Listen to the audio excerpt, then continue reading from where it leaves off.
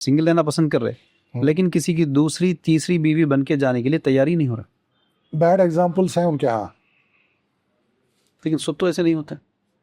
اگر اسلامی اصول دیکھا جائے، آپ سیکنڈ شادی کیے، رانگ ملا، ڈائیورس لے لیے، پھر تھرڈ کرے. یہ یقین کا لیول ہے نا عبدالباری صاحب. دیکھیے جب آپ کا یقین صرف اللہ پہ رہے گا نا، ایک بار رانگ ہو گیا تو پورے عمر تو ایسے نہیں ہوتے نا. تو اب سارا مسئلہ گھوم پھر کے آپ کے توکل پہ آئے گا، آپ کے اس یقین پہ آئے گا کہ آپ کے اچھے برے کا ذمہ دار کون ہے، اللہ. آپ کے رزق کا کون ہے، آپ کے سسٹیننس کا کون ذمہ دار ہے.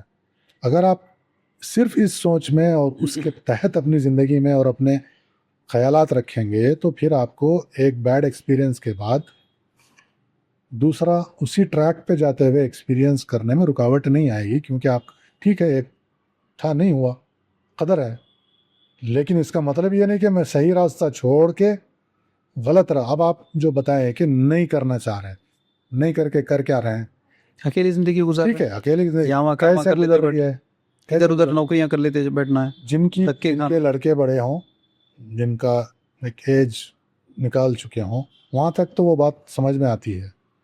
حالانکہ وہاں بھی کمپینین شپ کی ضرورت ہے، لیکن چلیں ایک لیول ہے. لیکن جہاں بچے چھوٹے ہوں اور آپ کی عمر بھی شادی کی ہے، مطلب جوانی کی عمر ہو، اور آپ انتظار میں بیٹھے ہوئے ہیں کہ یا ڈر کے بیٹھے ہوئے ہیں کہ میرے ساتھ کچھ برا نہ ہو جائے، تو یہ ایک تو معاشرے کا انفلوئنس آپ کے اوپر ہے کہ پتہ نہیں کیا ہو جائے. لیکن ساتھ ساتھ آپ کے ایکسپیکٹیشنز بھی ایسے ہیں کہ ایسا ہی چاہیے، ویسا ہی چاہیے، میری سیکیورٹی کیا. تو پھر آپ راستہ چھوڑ کے کسی ٹوٹلی دنیا داری پہ بیس کر کے ایک ڈیل کرنا چاہ رہے ہیں. I am sorry to use this word, لیکن ہو رہا وہی. تو یہ ڈیلز اور نکاح کا کوئی کنیکشن نہیں ہے. ڈیلز تو پھر کاروبار کی الگ سبجیکٹ ہے، اس پہ پھر کبھی بات. لیکن اگر نکاح کی بات ہو رہی ہے تو نکاح کے ریکوائرمنٹس کچھ اور ہیں.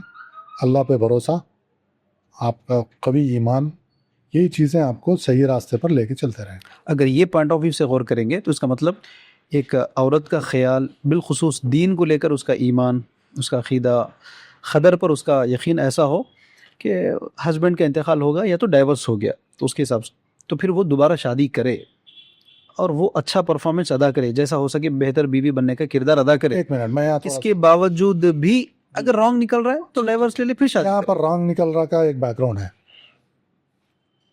اسی آیت کی خلاف ورزی کی جاتی ہے کہ یہ آپ ہسبینڈ کے 10 اچھائیوں کو چھوڑ کے کسی ایک کو پکڑ کے بیٹھے ہوئے ہیں، یا بیوی کی 10 اچھائیوں کو چھوڑ کے ایک کو کسی پکڑے ہوئے. ایسی چیز کو پکڑ کے، کیونکہ اللہ نے ترغیب دی ہوئی ہے یہاں پر شادی کو، نکاح کو کیسے کنٹینیو رکھا جائے، شادی شدہ زندگی کیسی گزاری جائے. عفو اور درگزر کی جب کمی ہو جاتی ہے اور آنا آ جاتی ہے بیچ میں، تو پھر یہ چھوٹی چیزیں بڑی ہوتے وہ بیڈ ایگزامپل بن جاتی. ورنہ دیکھیے ایک مسلمان جو قربانی کا جذبہ رکھتا ہو اللہ کے لیے، مرد ہو یا عورت، موسٹ پروبیبلی یہ ہے کہ وہ شادی توڑے گا نہیں یا توڑے گی نہیں. کیوں؟ اس کا ایمان ہوتا ہے کہ یہ زندگی تو 4 دن کی ہے، کٹ جائے گی، میرا ٹارگٹ فار ایور کا ہے.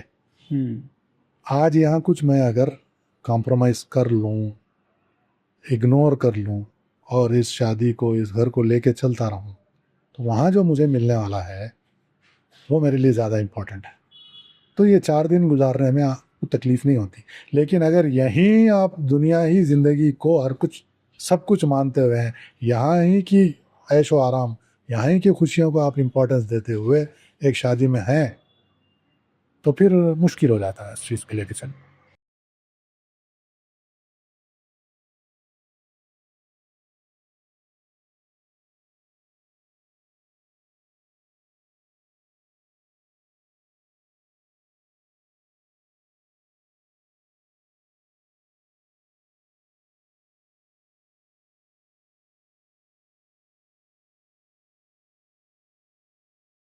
اس طرح کے مزید ویڈیوز حاصل کرنے کے لیے ہمارے یوٹیوب چینل کو سبسکرائب کیجیے اور بیل آئیکن کلک کیجیے اور ہمارے یوٹیوب کے لنک کو شیئر کیجیے